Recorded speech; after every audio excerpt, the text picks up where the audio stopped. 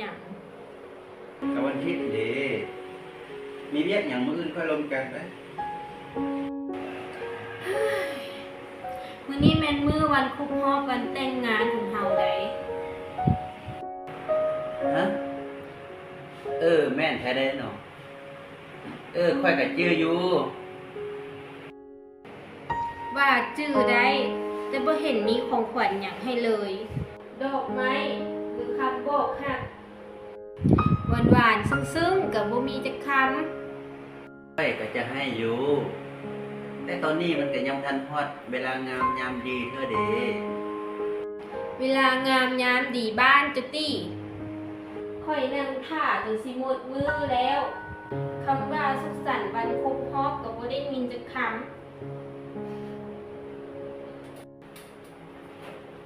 อันนี้ท่าเด้อก็จะไปหาของขวัญก่อน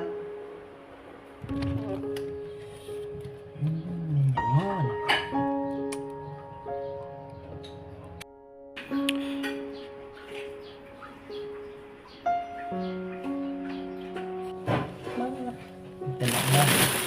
แต่เอามะม่วงอยู่เลย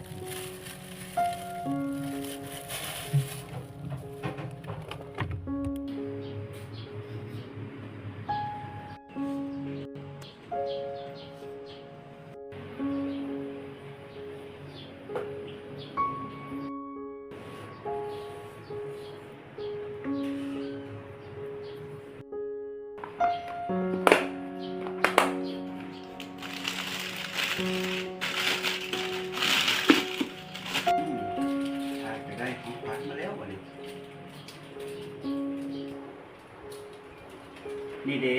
ของขวัญมาครบรอบของเฮานะ แม่นหวา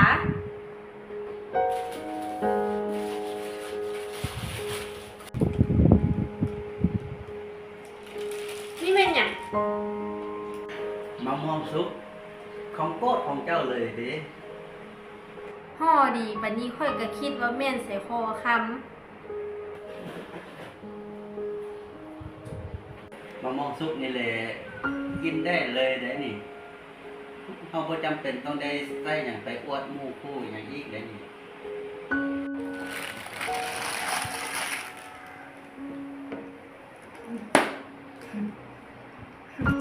บัดนี้ค่อยสิตอบแม่ค่อยจังได๋ถ้าแม่ค่อยถาม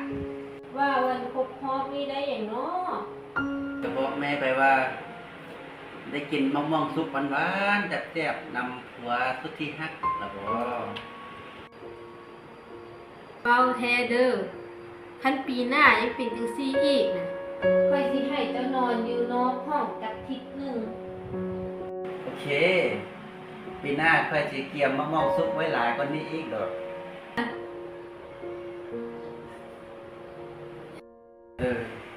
แต่ว่าตอนนี้ก็มีอีกอย่างเดี๋ยวที่จะให้เจ้าอีกนี่นะ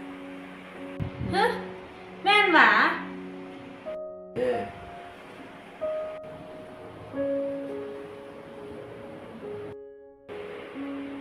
เอา